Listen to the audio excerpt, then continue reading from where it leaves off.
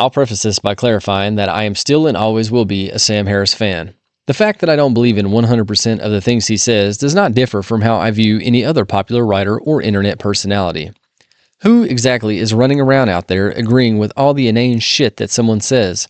Especially people who have chosen to monetize their verbal output, thus forcing themselves to gab endlessly for hours on end to whomever invites them wherever, or to scribble some shit on the latest hot button shit topic.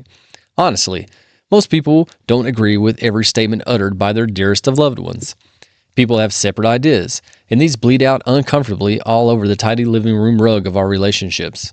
But rugs can be cleaned, or at least flipped over, and you can change the topic of discussion. You can walk out of the room, too. You don't have to listen to certain gibberish that spoils the otherwise wondrous relationship you share with your non-like-minded friends and loved ones.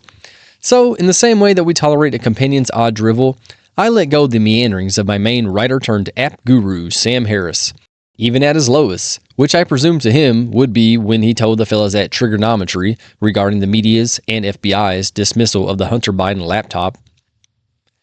At that point, Hunter Biden could literally have had the corpses of children in his basement.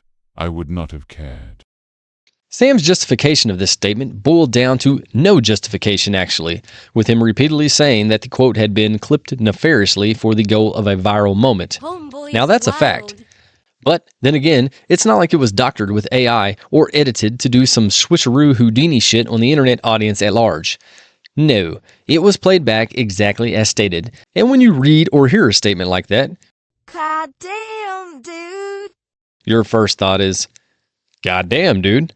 Because for the majority of people, finding out that a presidential candidate's second offspring had not one but several cadavers in his cellar like a villain in an Edgar Allan Poe tale would raise more than just a passing spate of concern. It'd ring some deafening fucking alarms that would equate to, holy fuck, there's something amiss here, and I am now reconsidering casting a ballot toward this murderer's dear old dad. But Sam took it a step further, specifying that these weren't just regular old hypothetical cadavers, but child cadavers.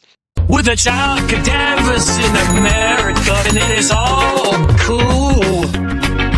It is all cool because ain't nobody gonna pin shit on the 46th president's son.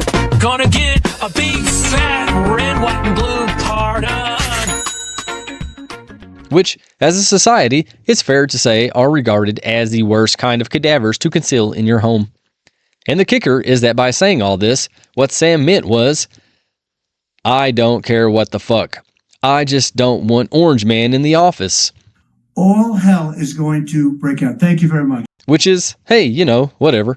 I get it. But to openly confess that you are for the suppression of information to the deserving American public at large in order to facilitate the favorable, by your own arbitrary opinion, presidential victory of your choosing is crossing the Democratic line into some weird socialist shit that is not on anyone's top 10 list of cool shit to do.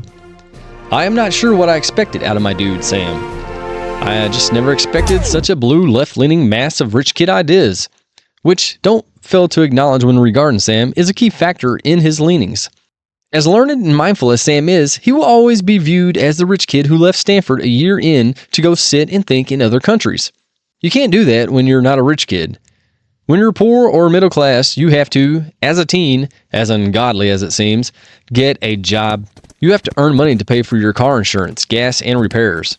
When you move out of your parents' house, you have to pay rent and all kinds of utilities and shit. Life stretches out its stupid hand and expects dollar after dollar. And the bulk of the American population experienced the stick in the mud known as getting a fucking job to live. Yes, to actually survive both nutritionally and residentially. But when your dad's an actor and your mom created the shows Soap and Golden Girls, hey, pack up, buddy.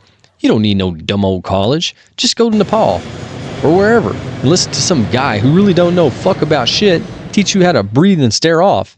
Then come home after a decade, finish up school, and write a badass book called The End of Faith. Now, I'm aware I made the expedition of Sam sound trite and silly, and I don't mean to. But emphasis on his experience versus the commoner's experience must be pushed to enforce the disparate aspects of both. You don't get Sam's political viewpoints by mowing lawns for baseball card money. You don't get them by hustling your fucking ass at a minimum wage furniture moving company for the summer to pay for food for the next 2 semesters. You don't get those ideas from babysitting your siblings while your mom works 2 jobs. You begin to think red versus blue when you have it all, one way or the other. When your mom's got money in the bank all the time, you never see life from the price of eggs or the skyrocketing of rent. When you got it made, you scoff at those things. You learn to just hate the red, which is cool because they deserve a lot of the hate. I would never deny. I'm not a fucking Republican, for Christ's, sorry Sam, sakes.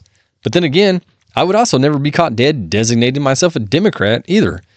I just expected more from the guy who I learned to damn near revere, not from his meditative techniques, not from his political ideology, but by being one of the first common sense atheists I ever heard of in modern society. After years of reading Nietzsche and Bertrand Russell to get my atheism fix, discovering that there were people out there like Dennett, Dawkins, Hitchens, and especially Sam was a wildly needed, prepare to feel the irony, blessing. In a world so wrapped up in the Turin shrouds of ridiculous religion, I felt a little less lonesome knowing that I was not alone in my godless path. I read Letter to a Christian Nation by Sam and knew this was my dude. I got his meditation app when it came out and used it regularly. It's a great fucking app and getting greater. But I just have trouble stomaching the political weirdness Sam indulges. How can a person preach metta, loving kindness, and then support Israel so fiercely? I'm not taking sides. That's my point. That's the beauty of atheism. In the words of the revered poet Marilyn Manson from his Antichrist Superstar opening track, Irresponsible Hate Anthem, I wasn't born with enough middle fingers. I don't need to choose a side. I think a godless chap reserves the right to pull back from all situations and see both sides, both arguments. How can a person outside of the scenario actually side one way or the other? I mean, what the fuck do I actually know about Gaza or Hamas? Fuck, it wasn't until October the 7th, 2023, AD. that I learned that Israel wasn't some biblical hotspot in the glossary of the good book under I. No, it's what God decided to call Jacob after God and Jacob, in the parlance of jiu-jitsu, rolled beside a Canaan river in Genesis 32:28. What the fuck? And then many moons later, in 1948, they replaced the dubiously named part of the Ottoman Empire, British Palestine, well, with the name Israel. As you can tell, there's a lot of weird shit going on over there. More than meets the eye. Lots we don't know. And obviously, as someone who doesn't know shit, I'm not qualified to be roaming around picking teams. You can pick a side easily in a war if the bullets aren't flying at you and yours and being shot in a different land, but it really is impossible to grasp enough of the larger picture to fully understand just what in the fuck is going on. Why one thing happens versus the next. Why someone is prompted to do evil is usually because evil was done to them. And on and on. It's a misery of mysteries. But to delineate why an entire people deserve to be collateral damage for the sake of eliminating a terrorist organization while rationalizing it through the scope of neurological approach is hard to swallow. As I've confessed, I'm a lover of Sam's app Waking Up. It's frustrating sometimes though. Like when Sam insists you look for yourself for the duration of a finger snap, only to discover there is no self. Repeatedly. I'm talking over and over, this guy will come at you with some look for yourself. You're staring at an object, and now turn attention on itself bullshit. So then you'll begrudgingly follow the instructions for a half a minute of weird, frustrating object staring silence, and then Sam will chime back in with, don't make this a gradual task. Do it immediately. Like, shit, dude. What the fuck are we even doing? I am staring at shit like a doorknob and trying to... Fuck, I don't even know.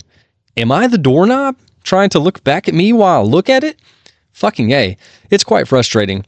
But the benefits to imagining you have no head, that like the world is your head, is strangely beneficial, if not paradoxically so. It's a strange thing about meditating, but it can be both frustrating and clarifying. However, I always groan when Sam utters, let's begin this session with eyes open. Fucking great. I get to meditate with my eyes open like a lunatic for 10 fucking minutes. But the app's other benefits, listening to conversations of the mindfully learned and whatnot, have proven to be immeasurably helpful. but I can't unhear things sometimes. They just fester and irritate. So, after one of Sam's diatribes against the current administration, I signed off on the Waking Up app. When I canceled my renewal, I was prompted to answer why I was leaving. I replied, Sam's out of his fucking mind with TDS and it's become intolerable. How can someone hate an orange man so much and have the gall to preach this meta boondoggle? I have tried to reconcile my respect for Sam with the ire he spews. Being an ordinary earthling, though, I'm afraid it's beyond my capacity. I totally understand not siding with a particular political opponent. But this lesser of two evils ideology is responsible for the shit show in which we find ourselves entangled. For sure, there is no right way. By all credible accounts, we're just monkeys that started building shit. Everything is going as well as it could be, and while I completely admire someone who has the ferocity to stick up for his non-religious beliefs and not kowtow a single fucking inch to the mainstream thought flow, be it friends like Rogan or ex-friends like Elon, I have trouble meditating with Sam nowadays. I can't meditate with someone who thinks that suppression of information to the masses is for their own good, be it politically or even scientifically, like when Sam repeatedly suggested that the public was better off believing scientific officials who were later determined by and large to be lying or hiding data, or simply wrong as fuck, than to do their own research. Because commoners are stupid and incapable of reason, even if given collected data. Now, Sam didn't say that, but he sure suggested it and reinforced it on multiple podcasts, including his own. And finally, I can't practice meditation with a guy who espouses meta and then condones an all-out assault on people who, the majority of which, have never lifted a finger in violence. It's the equivalent of the Christian preacher telling his flock not to covet thy neighbor's wife, while he gets blowjobs before the sermon from the little lady sitting with her hubby in the third pew. According to Sam, Hunter Biden could have had dead kids in his basement, and that would have been no biggie. The American people didn't even deserve to know about it. There was an agenda: elect a man with declining cognitive abilities at all costs, or his DEI hire sidekick that no one with the country's best interest in mind wanted near Pennsylvania Avenue in the first place. The commoner American is too stupid to make their own decision, is what Sam was saying. Pissing all over the First Amendment is what he suggested in the trigonometry interview. But let's put hypothetical dead kids aside. There have been real dead kids, and they didn't need to be hidden in some other rich kid's basement. They were out in the open, in the roads and crumbled buildings of Palestine. And regardless of whose side you're on, it's hard to practice meta with someone who picks a side when it comes to killing. I'd love to leave it at that. Go out with a slash to the subject like a knife-wielding greaser in a 1950s alleyway fight. But as I've implied, things aren't so definitive in life. Whether or not life is actually happening isn't definitive. So how in the fuck could the contents therein be proven one ethical direction or the other? They can't, and that's why I occasionally get up from my nap and return to the austere and clear-headedness of Sam's world. Because in a land that's propagated by lots of red ideas and shape-shifting centrists, it's, I'm lazily tempted to say good or practical, but no. It's absolutely peremptory for the thinking person to keep their ears and eyes attuned to both sides. This goes especially for someone like Sam who, although he leans left, has been aspersed heavily for speaking out on things other liberals would be frightened to, like the need for a strong border, accusations of Islamophobia for denouncing terrorism. How pinpointing where the bulk of terrorism arises is taboo is anyone's guess. And being called racist for agreeing that genetics determine broad-based IQ results. Say what you want about Sam, but you cannot call him a coward. He is not the rich kid who whimpers. To call him unique understates the word understatement. Just listening to Sam will make you feel dumb, more intelligent, and anxious for him to get to the fucking point all at the same time. But the time is worth it. When I summon the strength to wake from my naps against Sam, I have often read and heard some of the most profound shit ever. And though we may only be dimly aware of it, we too have problems that will not be solved by more thinking. Much of the Bible and the Quran is just life-destroying gibberish, and we just have to acknowledge this and cease to take these books seriously. There is no one looking, and yet everything appears. Can you see that? And as goes for the Waking Up app, it has its share of filler and fluff, but every now and again you'll stumble onto some humdingers such as these gems. This is Rob Walker on conditional thinking. Looking for an answer instead of the answer can broaden your vision. Fucking A. And Joseph Goldstein. Nothing really lasts long enough to be called self. God, man. Just think about that shit for a second. Shit. So yeah, I don't know if I'll sleep on Sam much longer. I mean, sure, the guy's got Trump derangement syndrome out the fucking ass. He just can't wrap his power of discernment around the reality that well over half of America could give less than a shit about the January 6th debacle. You could hold your finger over a button marked Annihilate Universe and say to Sam, Sam, if you even mention January 6th one more time, I will push this goddamn button and annihilate the universe. And within 90 seconds of Sam speaking, you'd have to destroy the fucking galaxy. He cannot accept that the majority of the country voted for Trump, not once, not twice, but maybe even fucking thrice, and the last time being with full knowledge of the insurrection. But so many of the people I admire are similar. Stephen King, Jack White. I mean, you don't have to agree with people to appreciate their art, or even they themselves. I am and will always be a libertarian. In 2016, I voted for the first time. The first presidential ballot I casted was for Green Party candidate Jill Stein. She lost like a motherfucker.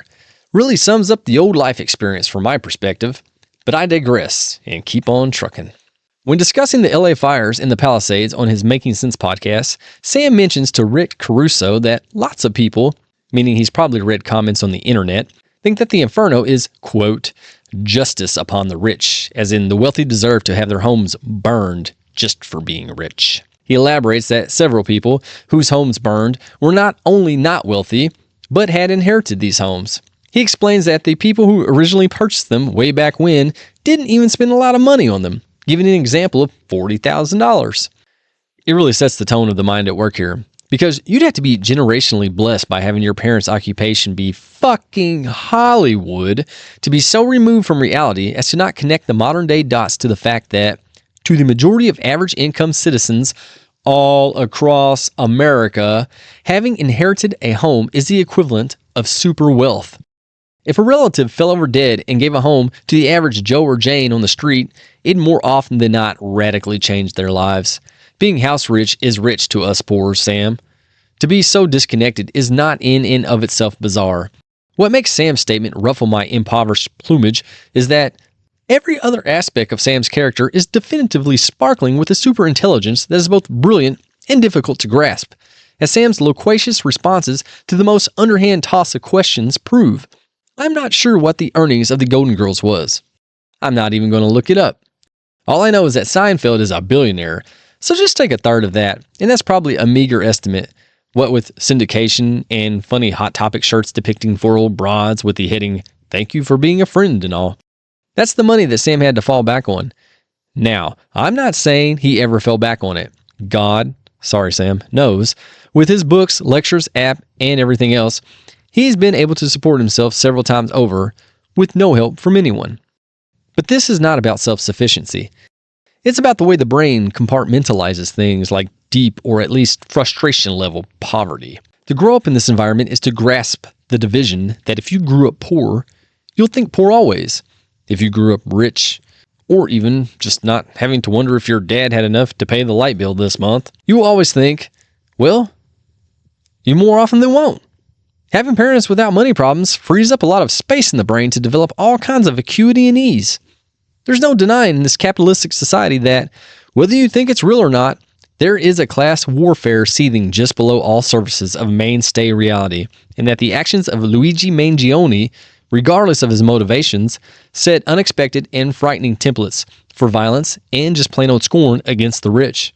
Sam talking shit about the regular wage slaves committing schadenfreude on the wealthy oligarch-esque types who lost one of their 15 fucking mansions, and then trying to undermine the indifference of regular people by saying, hey, your kind lost something here too, is funny, because a guy or gal working their fucking ass off in rural Nevada and paying a mortgage that is making it hard to afford nutritious food is not comparable to a guy in California upset because he can no longer lounge in the Palisades in the home his grandma left him. But for me, it's not a matter of principles. I live in 21st century America.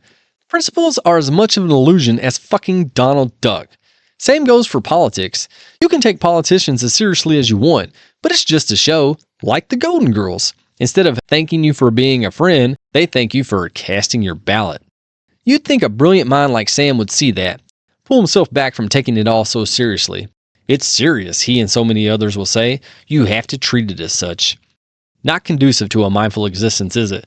To take something as arbitrary and without a contrite bone in its body as politics seriously? The fucking Buddha would definitely be on my fucking side.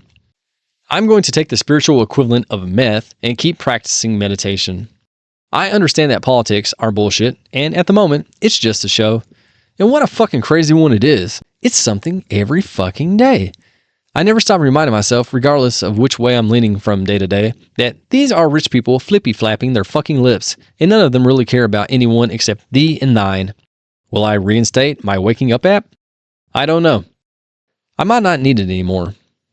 But what I will do is understand that Sam is not just a guy who goes around and says occasional weird shit. He's an outlier of the rarest kind.